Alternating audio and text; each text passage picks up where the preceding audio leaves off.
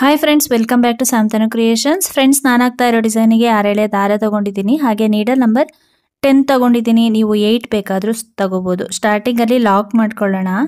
ಈ ರೀತಿ back side ಇರೋ ಥ್ರೆಡ್ನ ಫ್ರಂಟಿಗೆ ಎಳ್ಕೊಂಡು ನಾನಿಲ್ಲಿ 2 ಸಲ ಸಿಂಗಲ್ ಕ್ರೋಶದಲ್ಲಿ ಲಾಕ್ ಮಾಡ್ತಾ ಇದ್ದೀನಿ. 2 ಸಲ ಸಿಂಗಲ್ ಕ್ರೋಶದಲ್ಲಿ ಲಾಕ್ ಮಾಡಿ ಆದಮೇಲೆ 2 ಚೈನ್ನ ತಗೋಬೇಕು. ಇವಾಗ ಸೂಜಿ ಮೇಲೆ 2 ಸಲ ದಾರ ತಗೋಬೇಕು, ಅಂದರೆ ತ್ರಿಬಲ್ ಕ್ರೋಶ.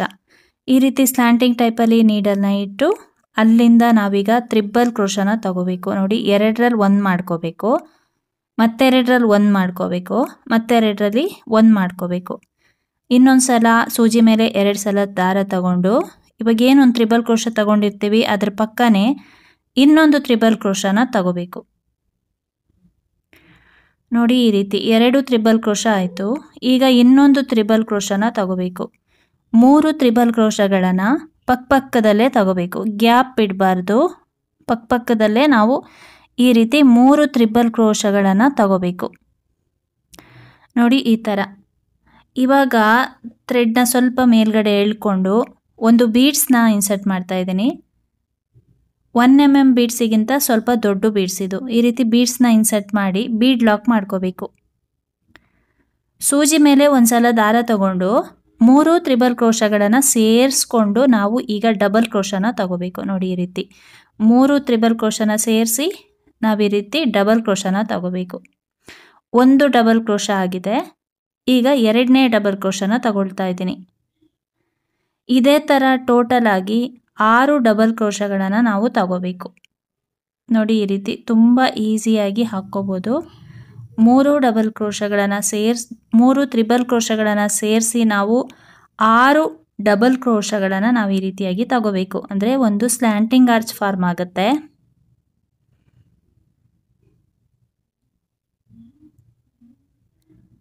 ನೋಡಿ, ಈ ರೀತಿ 6 ಡಬಲ್ ಕ್ರೋಶಗಳನ್ನು ತಗೋಬೇಕು. ನೋಡಿ, ಈ ಥರ ಸ್ಲ್ಯಾಂಟಿಂಗ್ ಆರ್ಚ್ ಬರುತ್ತೆ. ನೋಡಿ ಎಷ್ಟು ಕ್ಯೂಟಾಗಿ ಬರುತ್ತೆ ಅಂತ. ನಿಮಗೆ ಡಿಸೈನ್ ಇಷ್ಟೇ ಸಾಕು ಅಂತ ಹೇಳಿದರೆ ಅಲ್ಲಿ ಬಟ್ಟೆಗೆ ಲಾಕ್ ಮಾಡ್ತಾ ಇದೇ ಥರ ಕಂಟಿನ್ಯೂ ಮಾಡ್ತಾ ಹೋಗ್ಬೋದು. ಇದು ಒಂದು ಡಿಸೈನ್ ಆಗುತ್ತೆ. ಈಗ ನಾನು ಈ ಥರ ಸ್ಲ್ಯಾಂಟಿಂಗ್ ಆರ್ಚ್ ಕಂಪ್ಲೀಟ್ ಆದಮೇಲೆ 6 ಡಬಲ್ ಕ್ರೋಶ ತಗೊಂಡಿದ್ದೆ ಅಲ್ವಾ, ಈಗ 6 ಚೈನ್ಗಳನ್ನು ತಗೋಬೇಕು. ಅಂದರೆ ನೀವೆಷ್ಟು ಡಬಲ್ ಕ್ರೋಶ ತಗೊಂಡಿರ್ತೀರಾ ಅಷ್ಟು ಚೈನ್ಗಳನ್ನು ತಗೋಬೇಕು. ನೋಡಿ, ಈ ರೀತಿ 6 ಚೈನ್ನ ತಗೊಂಡು ವರ್ಕ್ನ ಟರ್ನ್ ಮಾಡಿಕೊಂಡು ಇಲ್ಲಿ ಫಸ್ಟ್ನೇ ಡಬಲ್ ಕ್ರೋಶದ ಮೇಲ್ಗಡೆ ಹೋಲ್ ಇರುತ್ತೆ ನೋಡಿ, ಆ ಬೀಡ್ಸ್ ಪಕ್ಕನೇ ಇರುತ್ತೆ, ಕಾಣಿಸುತ್ತೆ ನೀಟಾಗಿ. ಅಲ್ಲಿಗೆ ಹೋಗಿ ಆ ಹೋಲಿಗೆ ಹೋಗಿ ಒಂದು ಸಲ ಸಿಂಗಲ್ ಕ್ರೋಶದಲ್ಲಿ ಲಾಕ್ ಮಾಡ್ಕೋಬೇಕು. ನೋಡಿ, ಈ ಥರ ಚೈನ್ನ. ಈಗ ವರ್ಕ್ನ ಫ್ರಂಟ್ ಸೈಡಿಗೆ ತಿರುಗಿಸ್ಕೋಬೇಕು. ಈಗ 2 ಚೈನ್ನ ತಗೋಬೇಕು. 2 ಚೈನ್ ಆದಮೇಲೆ ಸೂಜಿ ಮೇಲೆ ಒಂದು ಸಲ ದಾರ ತಗೊಂಡು ಅಲ್ಲೇನು ಚೈನ್ ತಗೊಂಡಿರ್ತೀವಿ 6 ಚೈನು, ಅಲ್ಲಿಂದ ಒಂದು ಡಬಲ್ ಕ್ರೋಶನ ತಗೋಬೇಕು.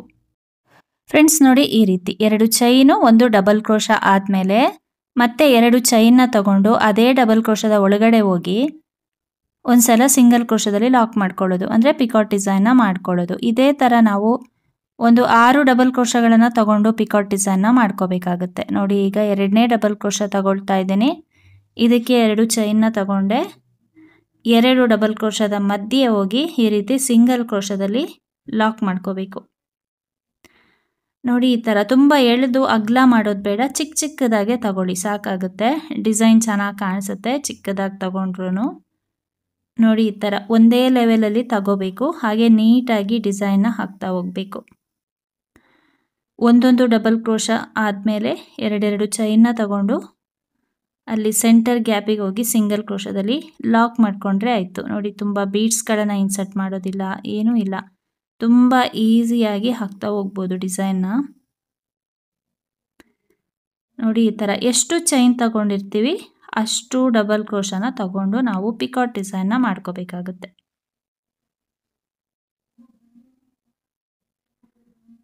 ನೋಡಿ, ಈ ಥರ ಒಂದೇ ಲೆವೆಲಲ್ಲಿ ತಗೋಬೇಕು. 5 ಆಗಿದೆ. ಈಗ ಲಾಸ್ಟ್ 6ನೇ ಡಬಲ್ ಕ್ರೋಶ ತಗೊಂಡು ಪಿಕಾಟ್ ಡಿಸೈನ್ನ ಮಾಡ್ತಾ ಇದ್ದೀನಿ. 2 ಚೈನ್ನ ತಗೊಂಡು ಈ ರೀತಿ ಡಬಲ್ ಕ್ರೋಶದ ಒಳಗಡೆ ಹೋಗಿ ಒಂದು ಸಲ ಸಿಂಗಲ್ ಕ್ರೋಶದಲ್ಲಿ ಲಾಕ್ ಮಾಡ್ಕೋಬೇಕು. ಇಷ್ಟೇ, ಇದು ಆರ್ಚ್ ಕಂಪ್ಲೀಟ್ ಆಗಿದೆ. ನೋಡಿ, ಈ ಥರ ಕಾಣಿಸುತ್ತೆ ಡಿಸೈನು. ನೀವು ಒಂದು ಆರ್ಚ್ನ ಕರೆಕ್ಟಾಗಿ ಮಾಡೋದನ್ನು ಕಲಿತ್ರೆ ಅದೇ ಥರ ಮಾಡ್ತಾ ಹೋಗೋದು. ನೋಡಿ ಆರ್ಚ್ ಕಂಪ್ಲೀಟ್ ಆದಮೇಲೆ ಕರೆಕ್ಟಾಗಿ ಅದು ಇಲ್ಲಿಗೆ ಬರುತ್ತೆ ನೋಡಿಕೊಂಡು ಅದೇ ಪ್ಲೇಸಿಗೆ ಲಾಕ್ ಮಾಡ್ಕೋಬೇಕು. ತುಂಬ ಫ್ಲ್ಯಾಟು ಮಾಡೋಕ್ಕೆ ಹೋಗ್ಬಾರ್ದು, ಕರೆಕ್ಟಾಗಿ ಎಲ್ಲಿಗೆ ಬರುತ್ತೆ ನೋಡಿಕೊಂಡು ಅದೇ ಪ್ಲೇಸಿಗೆ ಸಿಂಗಲ್ ಕ್ರೋಶದಲ್ಲಿ ಲಾಕ್ ಮಾಡಿಕೊಂಡ್ರೆ ಆಯಿತು. ನೋಡಿ ಆರ್ಚ್ ಈ ರೀತಿಯಾಗಿ ಕಾಣಿಸುತ್ತೆ. ತುಂಬ ಚೆನ್ನಾಗಿ ಬರುತ್ತೆ, ಹಾಕೋದು ಕೂಡ ಅಷ್ಟೇ ಈಸಿ, ಡಿಫ್ರೆಂಟಾಗಿ ತುಂಬಾ ಚೆನ್ನಾಗಿದೆ ಡಿಸೈನು. ಇವಾಗ ಲಾಕ್ ಮಾಡ್ಕೊಂಡ್ವಲ್ಲ ಅಲ್ಲಿಂದನೇ 2 ಚೈನ್ನ ತಗೋಬೇಕು. ಸೂಜಿ ಮೇಲೆ 2 ಸಲ ದಾರ ತಗೋಬೇಕು. ಈಗ ತ್ರಿಬಲ್ ಕ್ರೋಶ ಈ ರೀತಿ ಸ್ಟ್ಯಾಂಟಿಂಗ್ ಟೈಪಲ್ಲಿ ನೀಡಲ್ನ ಇಟ್ಟು ಪಕ್ಕದಲ್ಲೇ 3 ತ್ರಿಬಲ್ ಕ್ರೋಶಗಳನ್ನು ತಗೋಬೇಕಾಗತ್ತೆ.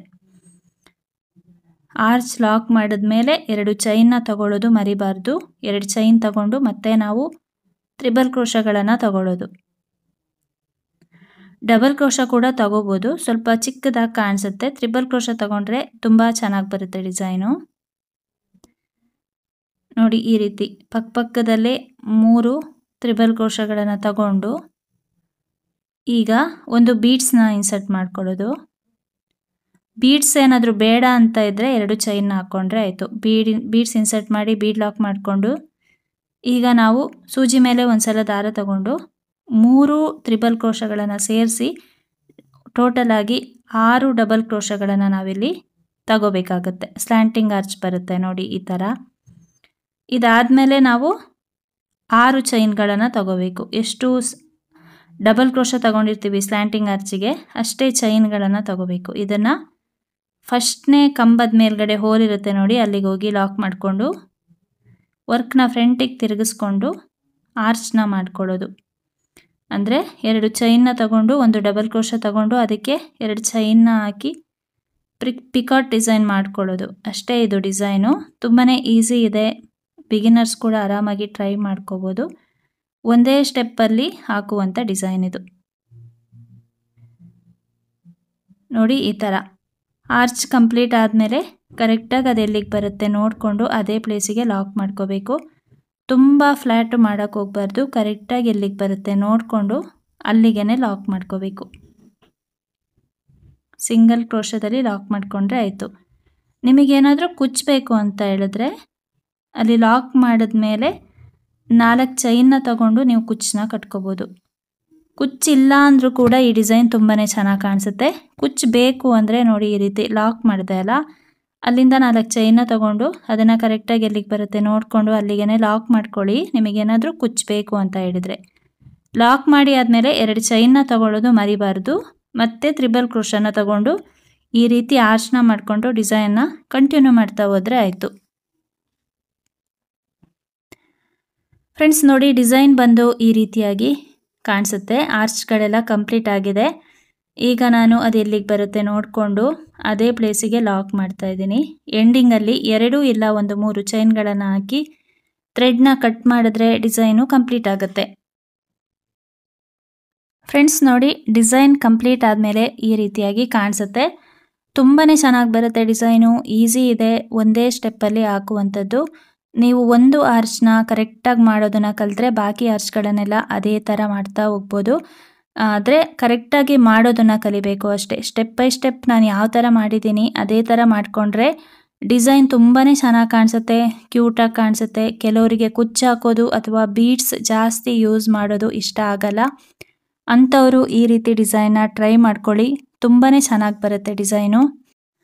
ಒಂದು ಬಾರ್ಡರ್ ಡಿಸೈನ್ ಥರ ಕಾಣಿಸುತ್ತೆ ಇದು. ನೀವು ಈ ರೀತಿ ಬೀಡ್ಸ್ ಬದಲಾಗಿ ಬೇರೆ ಥರ ಬೀಡ್ಸ್ಗಳನ್ನು ಕೂಡ ಇನ್ಸರ್ಟ್ ಮಾಡಿ ಈ ಡಿಸೈನ್ನ ಹಾಕ್ಕೋಬೋದು. ತುಂಬಾ ಚೆನ್ನಾಗಿ ಬರುತ್ತೆ, ಹಾಕೋದು ಕೂಡ ಅಷ್ಟೇ ಈಸಿ, ಒಂದೇ ಸ್ಟೆಪ್ಪಲ್ಲಿ ಮುಗ್ದೋಗುತ್ತೆ. ಇವಾಗಷ್ಟೇ ನಾವು ಕ್ರೋಶ ಡಿಸೈನ್ ಕಲಿತಾ ಇದ್ದೀವಿ ಅನ್ನೋರು ಕೂಡ ಈ ರೀತಿ ಡಿಸೈನ್ನ ಟ್ರೈ ಮಾಡ್ಕೋಬೋದು. ಒಂದು ಆರ್ಚ್ನ ಕರೆಕ್ಟಾಗಿ ಹಾಕೋದನ್ನ ಕಲಿತ್ರೆ ನೀವು ಅದೇ ಥರ ಡಿಸೈನ್ನ ಕಂಟಿನ್ಯೂ ಮಾಡ್ತಾ ಹೋಗ್ಬೋದು. ನಿಮಗೇನಾದರೂ ಕುಚ್ಚಬೇಕು ಅಂತ ಹೇಳಿದ್ರೆ ವಿಡಿಯೋದಲ್ಲಿ ಹೇಳಿದ್ದೀನಿ ಯಾವ ರೀತಿ ನೀವು ಕುಚ್ಚನ್ನ ಕಟ್ಕೋಬೋದು ಅಂತ, ಆ ರೀತಿ ಕೂಡ ಮಾಡ್ಕೋಬೋದು. ಆರ್ಚ್ ಕಂಪ್ಲೀಟ್ ಆದಮೇಲೆ 4 ಚೈನ್ನ ತಗೊಂಡು ನೀವು ಕುಚ್ಚು ಕಟ್ಕೊಂಡ್ರೆ ಆಯಿತು.